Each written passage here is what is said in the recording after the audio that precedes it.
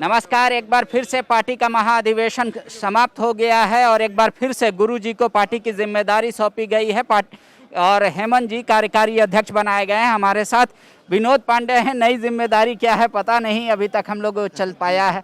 क्या आपको नई जिम्मेदारी मिली है? नहीं, अभी तो कोई जिम्मेदारी नहीं मिली है।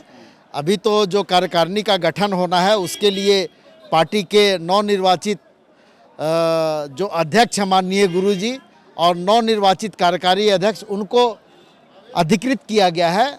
अब 1-2 दिनों में कार्यकारिणी की सूची बनेगी, पदाधिकारियों की सूची बनेगी और उसके बाद जो जिम्मेवारी हम लोगों को मिलेगी उस जिम्मेवारी का निर्वाह करेंगे हम लोग। कई पद जो पहले थे महासचिव के उनको घटा दिया गया, क्या क्या संशोधन हुआ है? देखिए, कुछ संशोधन हुए हैं जो सदन से जो बातें आई है, जो संविधान संशोधन कमेटी था उसके पास, तो उस कमेटी ने प्रस्ताव रखा सदन के सामने और सदन ने ध्वनि मत से उसे पारित किया। उसमें मुख्य संशोधन है कि 11 उपाध्यक्ष हुआ करते थे पहले, उसको घटा करके अब 9 उपाध्यक्ष कर दिया गया है।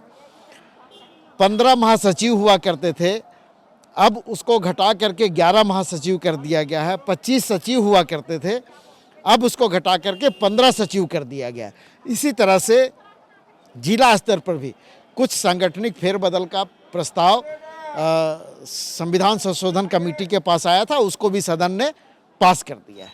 एक बात है कि जब भी अधिवेशन होता है कहते हैं कि पार्टी एक नई ऊर्जा के साथ मैदान में जाती है, लेकिन क्या कार्यकर्ताओं का जो ये लिस्ट छोटा होते जा रहा है दिनों दिन, तो इससे क्या जो 2 दिन के बाद आप लोग लिस्ट जारी करेंगे तो कुछ लोगों को खुशी, कुछ लोगों को गम भी होगा? नहीं, ये कार्यकर्ताओं का लिस्ट छोटा नहीं होता है। ये जो पदाधिकारी हैं, कार्यकारिणी समिति जो है, कार्यकारिणी समिति की जो संख्या है वो संख्या है, लेकिन पदाधिकारियों की जो संख्या है उसे थोड़ा कम करने का हाउस के द्वारा प्रस्ताव आया है। उस प्रस्ताव को हाउस ने पास किया है। संशोधन कमेटी के पास जो प्रस्ताव आया था उसको हाउस ने पास किया है। इसलिए हाउस का जो निर्णय है उसके साथ पार्टी हमेशा चलती है। और जहाँ तक नई ऊर्जा की बात है, हम हमेशा नई ऊर्जा के साथ में रहते हैं, संघर्ष की बात करते हैं, लोगों की अपेक्षा को पूरा करने की बात करते हैं और वही आज इस महाधिवेशन ने भी पास किया कि हम जो इस राज्य के लोगों की जो अपेक्षा है उसको हम पूरा करेंगे और उसके लिए सभी प्रतिनिधियों ने संकल्प भी लिया। कितने राजनीतिक प्रस्ताव पर आप लोगों ने मुहर लगा दी और क्या उसमें से कुछ अगर मुख्य बिंदु है तो बता दीजिए। नहीं, देखिए, राजनीतिक प्रस्ताव भी पास हुए हैं, कई एक प्रस्ताव पास हुए हैं। इसको विस्तार से हम लोग आप लोगों के सामने रखेंगे और उस पर अगर आप लोगों का कोई सवाल होगा तो उसका जवाब भी हम लोग देंगे। लेकिन बहुत सारे प्रस्ताव, राजनीतिक प्रस्ताव भी आए हैं, जैसे माननीय गुरु जी के बारे में कि उनकी जीवनी को लोगों तक पहुंचाने के लिए, बच्चों तक पहुंचाने के लिए, कि वो संघर्ष को जाने कि किस संघर्ष के तहत माननीय गुरु जी ने अलग राज्य का गठन किया, किस संघर्ष से उन्होंने पार्टी को खड़ा किया और किस संघर्ष से वो आज यहाँ तक पार्टी को लेकर के आए हैं। इन सारे चीज़ों को हम लोग आगे ले जाएंगे, पाठ्यक्रम में शामिल करेंगे।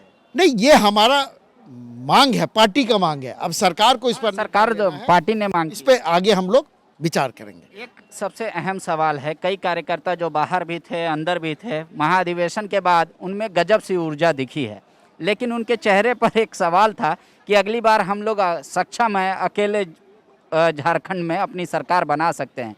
तो क्या जो आप लोग जो पार्टी के यूं कर ले नीति निर्धारकों में से हैं, जो निर्णय लेने में से हैं, क्या आपको लगता है इस अधिवेशन के बाद इतनी ऊर्जा आ गई है कि अब इस पर भी विचार इस तरह की कोई बातें इस महाधिवेशन में नहीं आई है और इस तरह की कोई बातें यहाँ पर आने का सवाल भी नहीं उठता है, क्योंकि ये पार्टी का सांगठनिक महाधिवेशन होता है और सांगठनिक जो भी कमी बेसी हमारे अंदर है उसको हम दूर करने का प्रयास करते हैं और बेहतर संगठन बनाने का हम यहाँ पर संकल्प लेकर के जाते हैं। ये किसी का व्यक्तिगत राय हो सकता है, लेकिन इस तरह की अभी सोच नहीं है। आगे इस तरह का कोई बात आता है तो फिर उस पर आगे पार्टी विचार करेगी। आखिरी सवाल, उम्मीद करें कि एक बार फिर विनोद पांडे प्रवक्ता के साथ साथ महासचिव भी रहेंगे? नहीं, मैं तो पहले भी महासचिव था और प्रवक्ता भी था और मैंने कहा कि जो जिम्मेवारी माननीय अध्यक्ष और कार्यकारी अध्यक्ष के द्वारा दी जाएगी उस जिम्मेवारी को जैसे मैंने पिछले बार निभाया है, आगे उससे बेहतर निभाने का प्रयास करूंगा। वो जिम्मेवारी क्या मिलेगी, ये अध्यक्ष और कार्यकारी अध्यक्ष के ऊपर में निर्भर करूंगा। शुक्रिया। तो विनोद पांडे ये मानकर चल रहे हैं कि महाधिवेशन से जो ऊर्जा मिली है, और भले ही पदाधिकारियों की संख्या कमी हुई है, उससे ऊर्जा में कोई कमी नहीं आएगी और कार्यकर्ताओं को उचित सम्मान मिलेगा। पार्टी ने एक और सरकार से मांग की है कि गुरुजी को संघर्ष को, झारखंड आंदोलन को पाठ्यक्रम में शामिल किया जाए, ताकि आगे आने वाले बच्चे भी गुरुजी के बारे में जान सके, झारखंड आंदोलन के बारे में जान सके। शुक्रिया। TheFollowUp.in. Like, share and subscribe. www.thefollowup.in